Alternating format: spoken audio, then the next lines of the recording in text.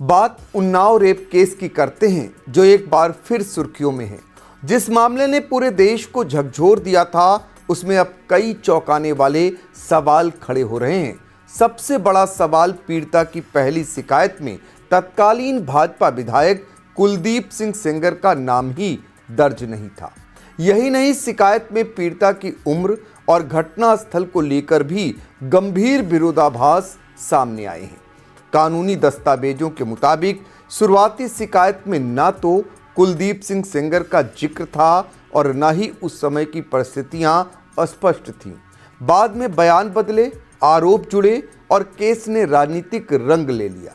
अदालत में इन्हीं तथ्यों को आधार बनाकर बचाव पक्ष ने दलील दी कि मामले में प्रक्रियागत खामियां और साक्ष्यों में असंगति है। इन्हीं कानूनी पहलुओं पर सुनवाई करते हुए उच्च न्यायालय ने कुलदीप सेंगर की सजा को अस्थायी रूप से सस्पेंड किया है। हालांकि कोर्ट ने यह भी साफ किया है कि यह राहत अस्थायी नहीं है और अग्रिम फैसला अपील की सुनवाई के बाद ही होगा। पीड़िता की सुरक्षा और न्याय प्रक्रिया पर अदालत की कड़ी निगरानी बनी रहेगी। नमस्कार, आप देख रहे हैं आई इंडिया और मैं हूं डॉक्टर पंकज सिंह गौर। आइए अब इसे विस्तार से समझ लेते हैं। दिल्ली हाई कोर्ट के जज ने उन्नाव केस में दोषी और 4 बार के विधायक कुलदीप सिंह सेंगर की सजा सस्पेंड करने का फैसला सुनाते हुए कहा कि वह 7 साल 5 महीने से जेल में हैं। तय सजा से ज़्यादा वक्त जेल में काट चुके हैं। यह संविधान के अनुच्छेद 21 यानी जीवन और व्यक्तिगत स्वतंत्रता के अधिकार का उल्लंघन हो सकता है।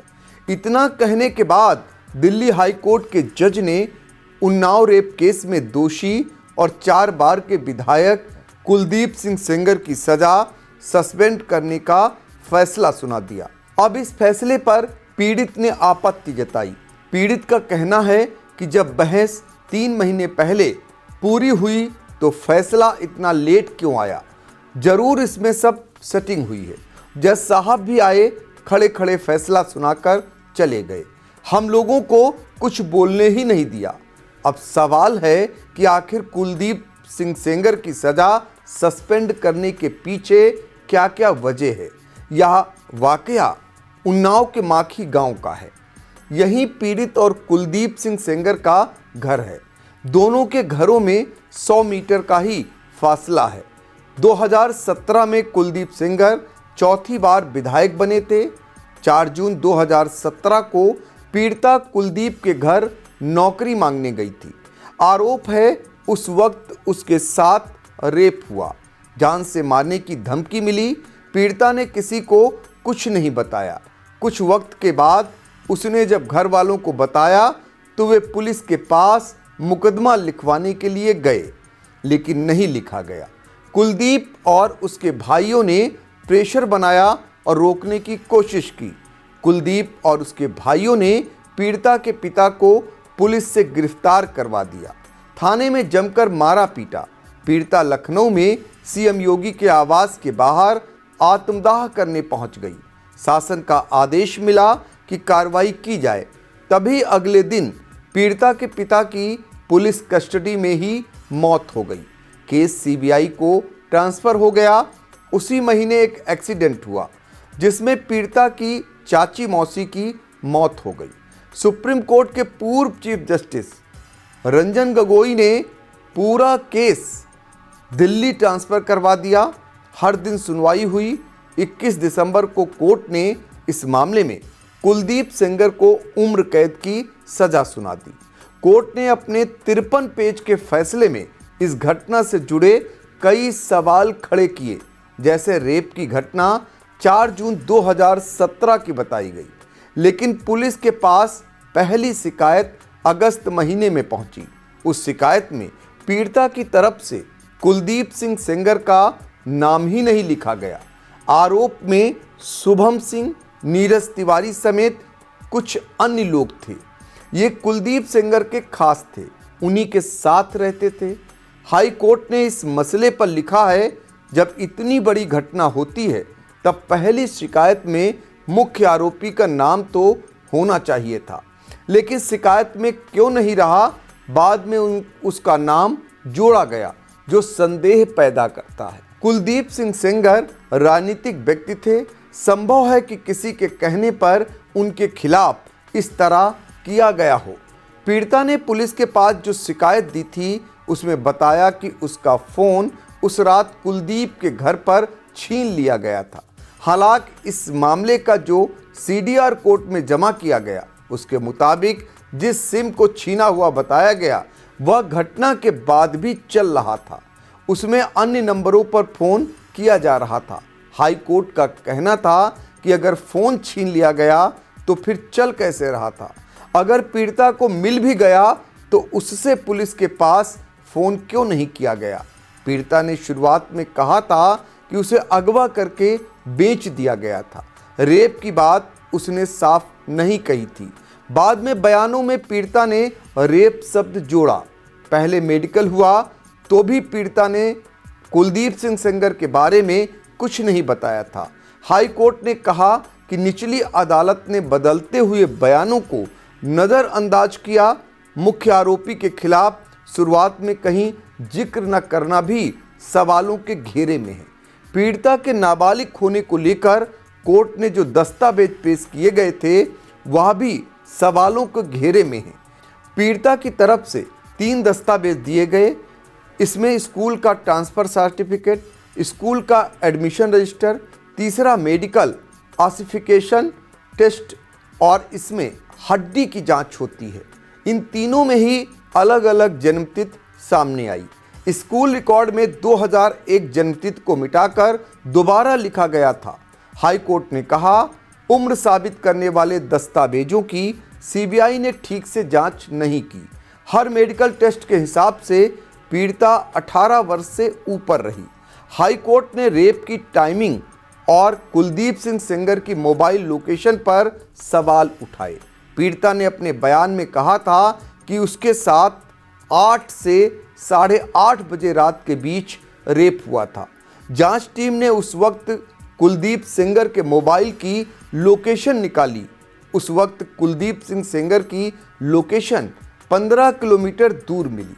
हाई कोर्ट ने कहा कि ट्रायल कोर्ट ने मोबाइल लोकेशन को तवज्जो नहीं दी। उन्होंने अपील के दौरान इस मुद्दे को खारिज कर दिया था।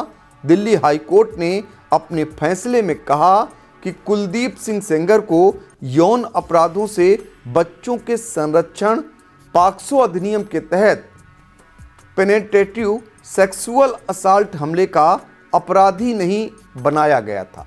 लेकिन 30 हजारी कोर्ट के जज धर्मेश शर्मा ने पॉक्सो की सबसे बड़ी सजा दी। बता दें कि पॉक्सो एक्ट की धारा 5 में बच्चों के साथ किया गया पेनेट्रेटिव सेक्सुअल असॉल्ट एक गंभीर अपराध माना जाता है। यही अपराध अगर कोई पुलिस अधिकारी, आर्म्स फोर्सेस या फिर हॉस्पिटल स्टाफ का व्यक्ति करता है तो उसे 20 साल जेल की सज़ा मिलती है। कुलदीप सिंह सेंगर को भी कोर्ट ने इसी आधार पर सज़ा सुनाई थी। कुलदीप सिंह सेंगर की सज़ा का आधार सरकारी कर्मचारी की परिभाषा में आता है, जबकि कुलदीप सिंह सेंगर कोई सरकारी कर्मचारी नहीं थे। जज ने कहा कुलदीप सिंह सेंगर को ना तो पॉक्सो एक्ट की धारा 5(ब) के तहत पब्लिक सर्वेंट माना जा सकता है और ना ही आईपीसी की धारा 376(2) के तहत इस शिकायत को ना तो पॉक्सो की धारा 5 के तहत लाया जा सकता है और ना ही आईपीसी की धारा 376(2) के तहत। कोर्ट ने कहा कि अगर एग्रीवेटेड यौन उत्पीड़न नहीं बनता तो पॉक्सो की धारा 4 के तहत अधिकतम सज़ा 7 साल है और कुलदीप सेंगर यह सज़ा पूरी कर चुके हैं। 30 हजारी कोर्ट के जज धर्मेश शर्मा ने कुलदीप सेंगर को जो सज़ा सुनाई वह धारा 6 के तहत है। ये धारा तब लगती है जब नाबालिग के साथ रेप या कुकर्म के दौरान गंभीर चोट पहुंचाई गई हो। इसमें 10 साल से लेकर उम्र कैद तक की सज़ा हो सकती है। कुलदीप सेंगर को 30 हजारी कोर्ट ने 21 दिसंबर 2019 को यही सज़ा सुनाई थी। कुलदीप सेंगर को मिली जमानत को लेकर पीड़िता ने कहा कि इस मामले में सबकी सुनवाई 3 महीने पहले ही पूरी हो गई, लेकिन फैसला अब सुनाया गया। अब भी जज कोर्ट में आए और खड़े खड़े ही सजा सुनाकर चले गए। बीजेपी की सरकार है, सब सेटिंग के बाद फैसला आया है। मुझे डर है कि ये लोग अब मुझे और मेरे परिवार को खत्म कर देंगे। मेरे चाचा को आज तक जेल से बाहर नहीं निकाला गया, लेकिन इनकी सजा समाप्त हो रही। बताते चलें कि पीड़िता ने इस फैसले के विरोध में 23 दिसंबर को ही रात में अपनी मां के साथ इंडिया गेट के सामने धरना प्रदर्शन किया। वहां पहुंची पुलिस उन्हें अपने साथ ले गई। अगले दिन पीड़िता ने कांग्रेस नेता राहुल गांधी से मुलाकात की। मुलाकात के बाद उसने बताया कि राहुल और सोनिया ने उन्हें न्याय दिलाने की बात कही है। कुलदीप सेंगर को इस मामले में जरूर राहत मिली है, लेकिन पीड़िता के पिता की मौत के मामले में उन्हें अभी भी जेल में रहना पड़ेगा।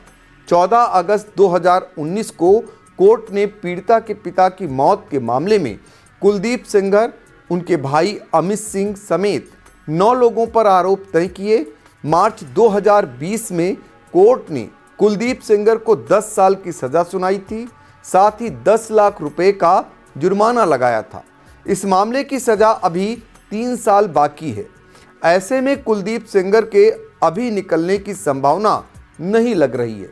दूसरी तरफ सीबीआई ने दिल्ली हाई कोर्ट के फैसले के खिलाफ सुप्रीम कोर्ट जाने का फैसला किया है। सीबीआई की तरफ से कहा गया है कि जल्द ही इस मामले में हम सुप्रीम कोर्ट में याचिका दायर करेंगे।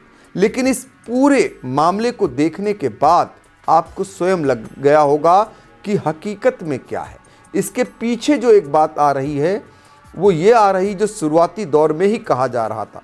कुलदीप सेंगर जो उन्नाव में जो चाहते थे वो करते थे, यानी कि राजनीति के क्षेत्र में उनकी इतनी मजबूत पकड़ थी, वो जिस विधानसभा क्षेत्र से चुनाव लड़ते थे वहाँ से जीतते थे।